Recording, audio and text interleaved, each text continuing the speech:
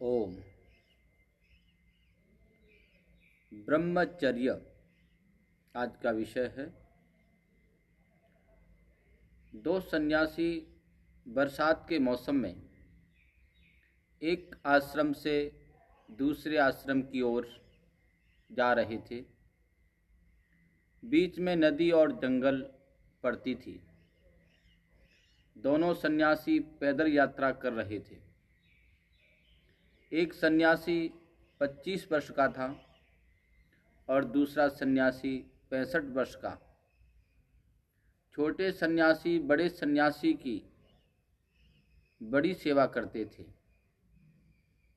आश्रम में नए सन्यासी सदैव अपने बड़े सन्यासियों के प्रति आदर सम्मान एवं सेवा का भाव रखते हैं। बड़े सन्यासी आगे आगे चल रहे थे। छोटे सन्यासी उनके ठीक पीछे चल रहे थे। कुछ देर चलने के उपरांत अब उन्हें एक नदी पार करनी थी। नदी के पास एक सुंदर सी युवा स्त्री खड़ी थी। उसे स्त्री ने बड़े सन्यासी से निवेदन किया। स्त्री ने कहा, मुझे तैरना नहीं आता और ये नदी पार करनी है। बड़े सन्यासी ने स्त्री की ओर अपना चेहरा घुमाया। स्त्री ने पुनः कहा, मेरी सहायता कीजिए, मुझे नदी पार करवा दें। बड़े सन्यासी जी रुके और सोचने लगे, क्या मुझे ऐसा करना चाहिए? मानवता के रूप से तो यह सही है, परंतु मेरा इतने वर्षों का ब्रह्मचर्य है, कहीं स्त्री के स्पर्श से वह नष्ट न हो जाए। मेरे इतने सालों की तपस्या है, मैं यूं ही किसी की मदद करने के लिए उसे नष्ट नहीं कर सकता। यह सब विचार कर बड़े सन्यासी जी ने हाथ जोड़कर उस महिला को मदद करने से मना कर दिया।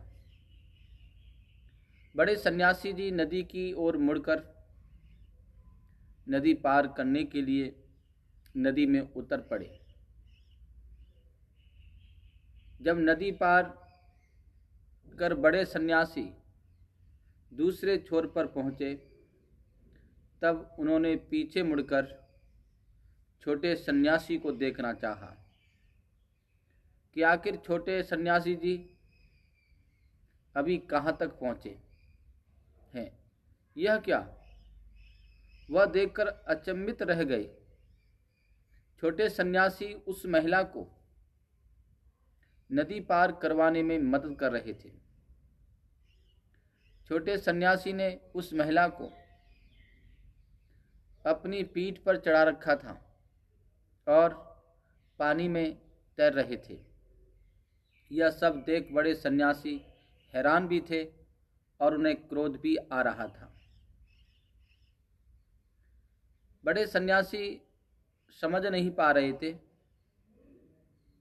कि वह इस बात से ज़्यादा दुखी हैं या क्रोधित। वे सोच रहे थे, आखिर कोई इतना मूर्ख कैसे हो सकता है कि अपने इतने सालों के सन्यास को और तपस्या को भंग कर दे, वह भी एक स्त्री के लिए। या फिर अभी इस छोटे सन्यासी की तपस्या में कमी थी, या वो अभी पूर्ण रूप से ब्रह्मचारी बन ही नहीं पाया था। एक स्त्री के सौंदर्य को देखकर भटक गया। यदि वह उसे मदद नहीं करता तो कौन सा मानव जाति पर कोई आपत्ति आ जाती थी। यह सब सोच बड़े सन्यासी जल्दी जल्दी आगे बढ़ते जा रहे थे। बड़े सन्यासी ने जब फिर से पीछे मुड़कर देखा तो पाया कि वे दोनों नदी पार कर चुके हैं। छोटे सन्यासी उस महिला से कह रहे थे कि देवी, आप अब सुरक्षित हैं, अब आप अपने गंतव्य स्थान को जा सकती हैं। मैं आपसे अब जाने की आज्ञा लेता हूँ। यह कहकर वह भी बड़े सन्यासी के पीछे पीछे आने लगे। बड़े सन्यासी आगे मुड़कर वापस आगे जाने लगे। तभी बड़े सन्यासी के पैर में एक कांटा चुभ गया और बड़े सन्यासी के पैरों से लहू बहने लगा। यह देख छोटे सन्यासी दौड़े और बड़े सन्यासी के पैर से कांटा निकाल दिया। फिर उन्हें बिठाने के लिए एक शिला साफ किया। परंतु बड़े सन्यासी छोटे सन्यासी से अत्यंत क्रुद्ध थे। उन्होंने छोटे सन्यासी को डपटते हुए कहा, मुझे तुम्हारी सहायता या सेवा की आवश्यकता नहीं है।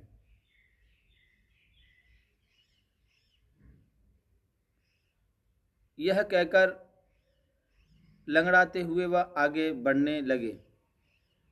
जब भी छोटे सन्यासी कोई बात करना चाहते या बड़े सन्यासी की सेवा करना चाहें तो बड़े सन्यासी झिड़क देते। छोटे सन्यासी समझ नहीं पा रहे थे कि आखिर हुआ क्या है।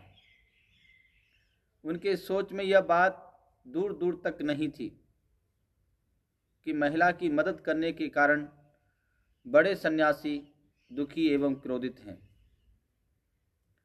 चलते चलते दोनों सन्यासी दूसरे आश्रम तक पहुंच गए। उन दोनों के रहने की व्यवस्था एक ही कमरे में की गई थी। दूसरे आश्रम के सन्यासियों ने इन दोनों का स्वागत किया।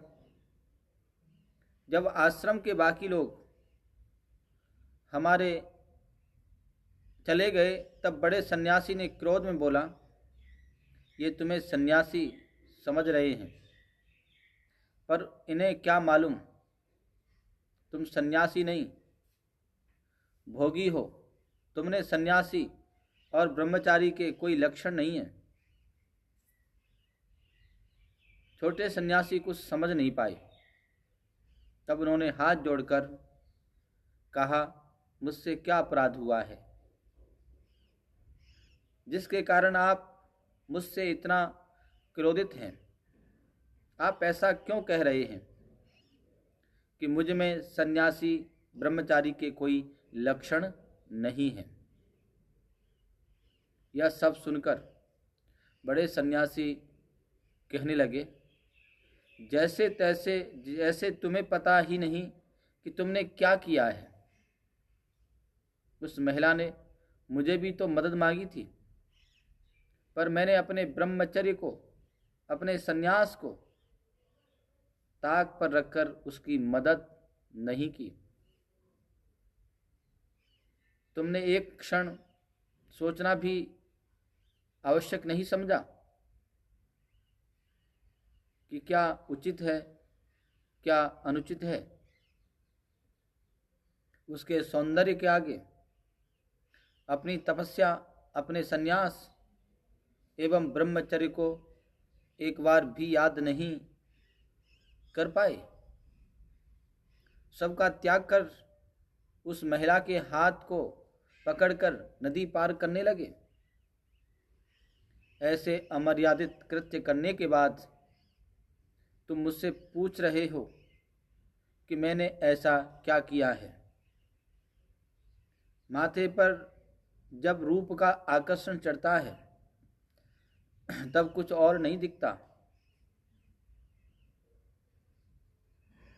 तब हाथ जोड़कर छोटे सन्यासी ने मुस्कुराते हुए कहा, आप सही कह रहे हैं। जब रूप का आकर्षण माथे पर चढ़ता है तब कुछ और नहीं दिखता।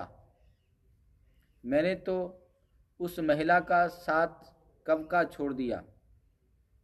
परंतु वह अभी तक आपके माथे में बैठी हुई है। क्या क्रोध, कुंठा और दुख ब्रह्मचर्य की भंग नहीं करते?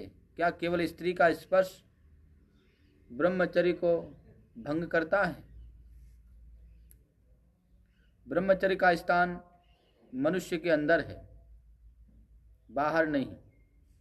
बाहर की कोई भी स्थिति, परिस्थिति, वस्तु या स्थान एक सन्यासी, एक ब्रह्मचारी को भंग नहीं कर सकते जब तक वह स्वयं अंदर से भंग ना हो। मैंने तो उस स्त्री को केवल एक असहाय मानव के रूप में देखा,